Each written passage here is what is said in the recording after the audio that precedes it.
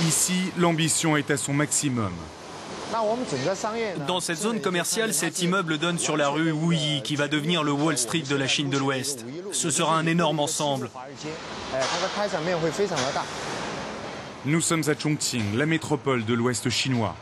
À l'œuvre, l'un des plus gros groupes immobiliers de la ville, qui participe à la création d'un nouveau centre financier dans l'Empire du Milieu, après Shenzhen, Shanghai et Pékin. Les grandes institutions financières, de grandes institutions internationales et les principales banques viendront s'installer ici. Avec ses 32 millions d'habitants, la plus grande agglomération au monde se développe à une vitesse fulgurante.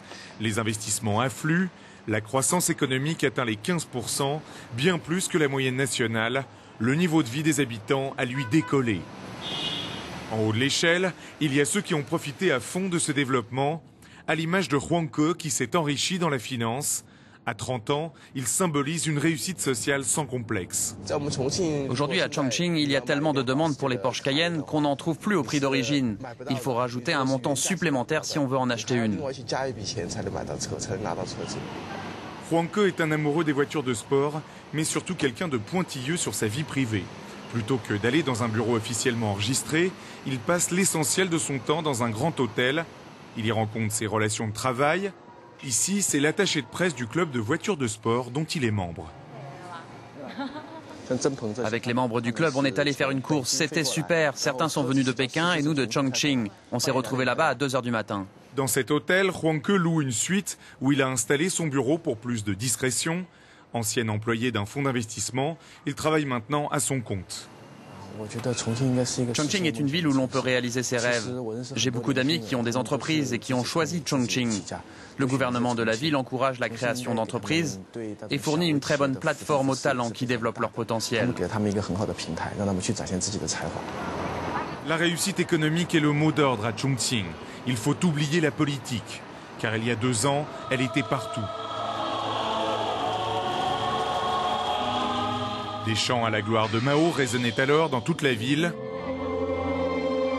L'ex-patron local du Parti communiste, Po Xilai, avait lancé une campagne rouge pour mobiliser les masses, comme au bon vieux temps de la révolution culturelle.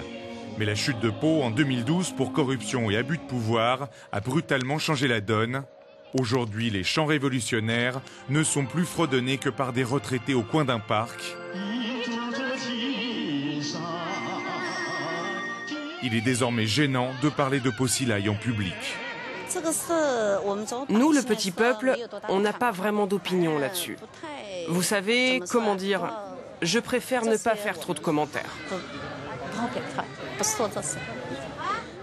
Pourtant, Chongqing garde bien vivant le souvenir de son patron déchu. Po Xilai rime ici avec répression contre la mafia qui gangrénait la ville, mais aussi avec répression des opposants. L'une de ses victimes, Feng Hong, en sait quelque chose. Cet ancien garde forestier revient avec nous, non loin du camp de travail, où il a été enfermé en 2011 durant 1 année.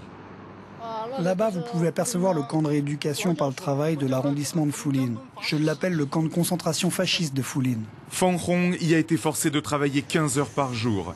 Des camps comme le sien, la Chine en compte près de 350, avec plus de 300 000 prisonniers détenus sans procès. À Chongqing, Po Xilai a envoyé 3 fois plus de personnes en camp que dans les autres grandes villes chinoises. Dans l'un des bâtiments, il y a une équipe chargée des punitions. Ils punissent les nouveaux arrivants du camp. Pas le droit de manger de viande, de fumer une cigarette, et il faut subir une discipline militaire tous les jours. Tout cela pour guérir Feng Hong d'une mauvaise habitude, celle de commenter la politique à Chongqing avec un point de vue critique très orienté sur les droits de l'homme. Depuis quelques années, il poste régulièrement ses commentaires sur Weibo, le Twitter chinois, et c'est une plaisanterie sur la justice expéditive de Po Xilai qui lui a valu d'être condamné au camp de travail. Avant, tout allait bien. J'étais bien vu dans mon unité de travail. Mais à l'intérieur du camp, ils te transforment en criminel, comme si tu avais commis un crime grave. Tu es dans le même sac que les drogués, les voleurs. Ils te font perdre ta dignité en tant qu'être humain. Libéré juste après la chute de Po Xilai, Feng Hong fut le premier à être réhabilité devant la justice de Chongqing. À travers mon année de privation de liberté, j'ai fait connaître au monde entier la situation des droits de l'homme en Chine. J'ai donné à voir à tous les Chinois ce que faisait Bo Xilai. Pour moi, cette expérience a donc de la valeur. Je ne regrette pas du tout ce que j'ai fait. À Chongqing, les blessures sont à vif. Et l'amertume n'est pas seulement dans le camp des victimes, car Bo Xilai est toujours populaire. Notamment dans la vieille ville. Ici, le gouvernement veut construire une zone touristique. Nous croisons les employés chargés de la démolition du quartier. On est chargé d'améliorer les conditions de vie de la population. Quand on aura détruit les taudis et rénové le quartier, tout le monde sera content. Les gens ne peuvent pas continuer à vivre comme ça. Le problème, c'est que les résidents priés de s'en aller se plaignent d'être maltraités. Rapidement, à la vue de notre caméra, se rassemble un groupe de mécontents. Comment voulez-vous que nous, le peuple, on continue à vivre? Avec ma mère que vous voyez, les autorités nous demandent de quitter notre logement. Mais on ne nous donne rien, ou des broutilles en guise de compensation. Pour ces gens, pas d'hésitation, la solution à leurs problèmes s'appelle Bo Xilai. Bo Xilai avait promis de résoudre le problème du logement. C'est notre intérêt fondamental. Je pense qu'il est un bon politicien. Je soutiens Bo Xilai. Quand Bo Xilai et son chef de la police, Wang Lijun, étaient là, on ne voyait plus de voyous, ni de mafieux. Et depuis qu'ils ont viré Bo Xilai, les gangsters sont de retour. Bo avait amené de grands changements. Nous, on espère toujours qu'il puisse devenir un jour notre président.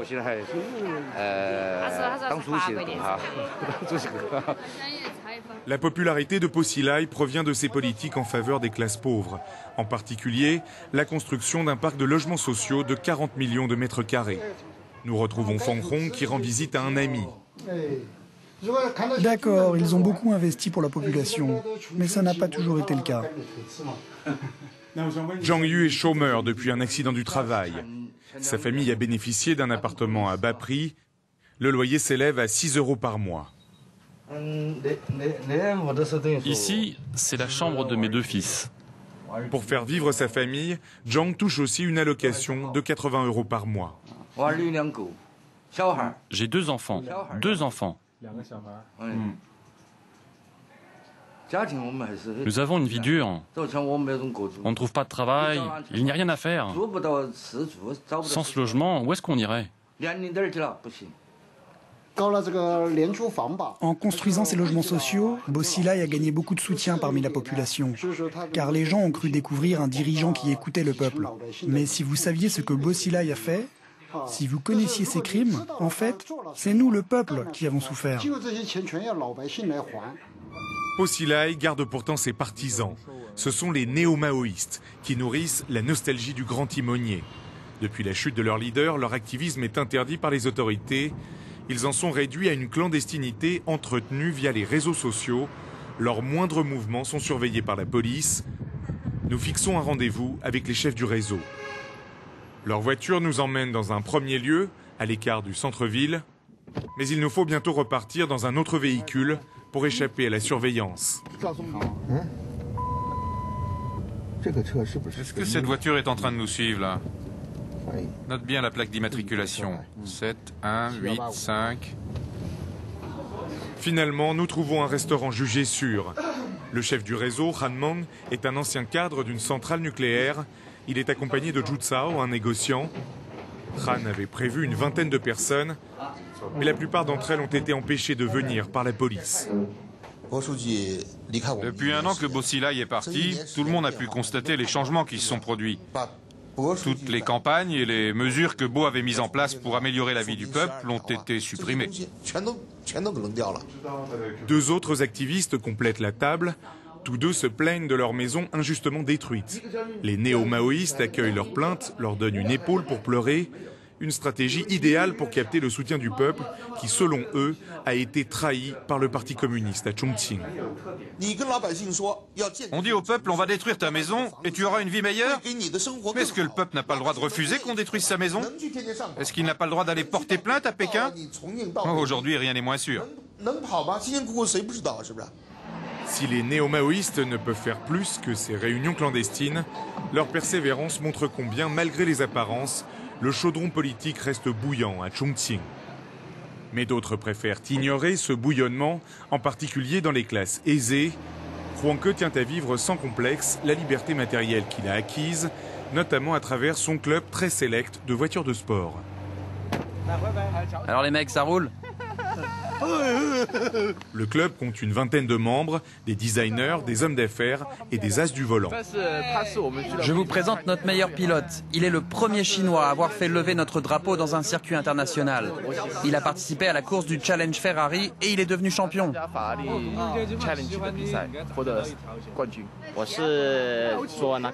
Moi, je travaille dans la médecine chinoise et j'ai aussi des affaires dans l'import-export. Il fait surtout de la musique. Oui, j'aide ma famille à faire des affaires, mais la plupart du temps, je fais de la musique. Je suis DJ. Le cortège n'hésite pas à parader dans cette banlieue riche de la ville, sans peur de narguer les habitants. La soirée se termine autour de la spécialité locale très épicée, la fondue de Chongqing. Huang Ke et son club Select veulent donner une image conviviale et pas celle de ces privilégiés qui se croient au-dessus des lois. Le gouvernement nous interdit les courses de voitures illégales, la conduite après la consommation d'alcool et les excès de vitesse. C'est la base fondamentale. Et notre club met un point d'honneur à respecter ces règles. En Chine, le fossé entre riches et pauvres est encore très grand. Parfois, il peut y avoir des opinions négatives sur nous et notre club. Mais on essaye d'éviter ce genre de situation. On y prête beaucoup d'attention. Voilà pourquoi Chongqing est si déroutant. Les destins les plus contradictoires y cohabitent, comme dans une marmite en ébullition constante.